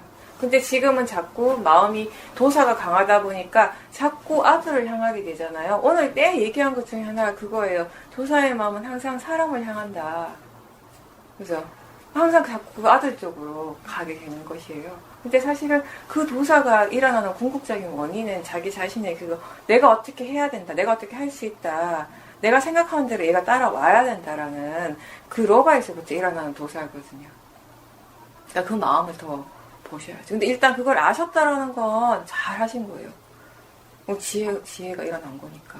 큰 부분은 사실 큰 산은 하나 스스로 넘은 거예요. 네. 거사님하고도 네. 얘기를 하실 때 보살님이 그 마음을 자꾸 보셔요. 거사님 쪽으로 자꾸 나가지 말고 아들한테 못지않게 아마 거사님한테 대해서 바라는 마음이 많을 거예요. 그러다 보면 자꾸 말에 도사가 실리게 돼요. 다시 얘기하면 도사의 마음으로 말을 할 때가 많게 된다. 왜냐하면 어차피 보살님 바람대로는 안 될 거니까. 네. 보살님 원하는 본인이 이렇게 본인 나름은 옳고 본인이 생각하는 쪽으로 할 거니까 이게 만족하기보다는 보살님 마음에서는 일단 도사가 일어날 확률이 훨씬 더 많죠. 그렇게 자꾸 그 바라는 마음, 어떻게 하고자 하는 마음 이렇게 되어야 된다고 믿는 그런 마음들을 자꾸 보시면서 말을 하세요. 어차피 화를 내도 안 되는 일이거든요. 얘기를 안 하는 그 마음도 화의 마음이잖아요. 어떻게 보면. 그러니까 어느 정도 화의 마음은 좀 있으니까 얘기를 안 하게 되잖아요. 그러니까 보살님 그 마음, 그 로바를 계속 지켜보면서 식구들에 대해서 어떻게 하고자 하는 마음, 그 로바의 힘이 좀 약해지면은 대화하는 것이 훨씬 더 편안해질 거거든요. 왜냐하면 왜 편안한가 하면은 상대방이 어떤 얘기를 하더라도 그걸 수용하는 그 폭이 넓어지기 때문에 우리의 마음이 뭔가를 자연스럽게 인정하고 수용할 수 있을 때 그만큼 편안해지게 되는 것이거든요. 근데 지금은 그런 여유가 전혀 없어요. 계속 튕겨나가는 거예요. 어떠한 것도 지금 수용되지가 않고. 그러니까 애가 볼 때는 굉장히 사이가 안 좋은 것처럼 보이는 거죠. 굳이 내가 안 되는 것을 막 그걸 내 고집을 부려가지고 하려고 하면 할수록 이게 어긋나게 되는 일이거든요. 근데 마음이 그걸 인정하지 않는 거죠. 계속 고집을 부리는 거죠. 사실은 일단 그런 마음들을 좀 지켜보고 보살님 마음이 좀 더 편안해졌을 때 그럴 때 거사님하고 대화를 할 때 보살님 마음이 편안하기 때문에 거사님이 어떤 얘기를 해도 그걸 좀 더 받아들이는 것이 쉽고 동시에 아마 그렇게 보살님 마음에 여유가 생기면 그걸 거사님이 느끼시거든요. 그럼 거사님 마음도 도사가 덜 일어나겠죠. 그렇게 조금씩 부드러워져 갈 필요가 있죠, 사실은. 계속 앞으로 계속 같이 살 건데 뭐 하루서 자꾸 충돌하는 게 습관이 돼서는 안 되죠. 그게 당연한 건 아니거든요. 그럼 그 아들하고 문제뿐만 아니라 그 부분도 같이 놀아가셔야 돼요. 아들하고의 관계만 중요한 것이 아니라 보살님 인생 전체에서 보면은 거사님하고 관계가 더 중요할 수도 있어요. 걔는 사실 몇 년 이내에 보살님하고는 아웃 오브 마이 월드예요. 걔는. 그렇지만 보살님은 점점 시간이 가면 갈수록 다를걸요. 어떤 게 보살님한테 더 이익이 있는지 한번 생각해보세요. 몰라, 내가 제3자 입장에서도 좀 그래요. 아들한테 직접 하니까 엄마한테 무슨 의미가 있는지, 나중에 결과적으로 봤을 때 본인한테 정말 이익이 되는 건 거사님하고 사이가 좋아지는 거 아닐까요? 그게 다른 사람들이 보이니까 아들도 그런 얘기를 하는 거지. 그럼 거사님이 그거 못 느끼겠어요? 느끼지. 그러니까요. 바른말을 하는데 왜 화가 나요? 그 미움이 사실 그 사람이 잘못해서 일어난 미움보다는 보살님 마음에 그 로바가 강해서 일어나는 도사거든요. 그럼 문제 해결은 그 사람이 변하는 것이 아니라 보살님 마음에서 일어나는 가족들에 대한 그 로바의 마음을 계속해서 끊임없이 대상으로 봐야 돼요. 사실상 보살님한테 가장 큰 숙제는 아들도 아니고 시아버지도 아니고요. 그 로바의 마음이라는 것을 더 이해하셔야 돼요. 그게 진짜 큰 숙제죠, 사실. 그 숙제가 어느 정도 해결되면 나머지 대상은 아버님이든 아들이든 남편이든 별 크게 상관없어요. 더 열심히 계속 꾸준히 계속해서 보셔야 돼요. 그 남편에 대해서 거사님 안 계셔도 거사님에 대해 생각만 해도 도사 일어나죠. 그럴 때 그 도사의 마음을 대상으로 하셔야 돼요. 거사님을 대상으로 하는 것이 아니라. 그럼 집에 혼자 있을 때도 그렇게 수행하시면 돼요. 그 도사의 마음을 계속 로바가 바로 보이진 않거든요. 처음엔 도사가 훨씬 더 분명하고 보기가 쉬우니까 도사를 보라는 것이에요. 도사의 마음을 대상으로 알아지는 성질로서 도대체 이 마음이 무엇인가에 대해서 궁금해하는 마음. 왜 가장 사랑스럽고 가장 가까운 식구들한테 나는 편안하지 않고 이런 도사가 일어나는 거, 왜 불편해하는가에 대해서 알 필요가 있더라는 거지. 보살님 자신의 행복을 위해서, 그건 다른 사람을 위해서가 아니라 본인이 행복해지기 위해서. 너무 지금 괴롭잖아요. 그렇게 항상 함께 있고 가까이 있는 사람들한테 도사를 일으키는 거 너무 그거 힘든 일이에요. 괴로운 일이에요. 왜 그렇게 사냐고. 이미 한 걸 어떡할 것이요. 이미 하고 자식까지 놔놓고 어떻게 지금 하는 거예요. 결혼한다고 해서 다 그런 거 아니잖아요. 행복하게 사시는 분들도 많아요. 여기 다 이쪽에 이렇게 서로 노력이 필요한 거죠. 일단 보살님은 보살님이 할 수 있는 노력을 하시는 거예요. 그게 뭐냐면은 그 상대를 향해서 일어나고 있는 그 도사와 로바에 대해서 궁금해요. 이게 왜 일어나는지, 그게 정말 필요한 것인지, 이런 것들에 대해서 항상 궁금해하는 마음을 가지고 대상으로서 계속 지켜보는 거, 그거 이해하는 거.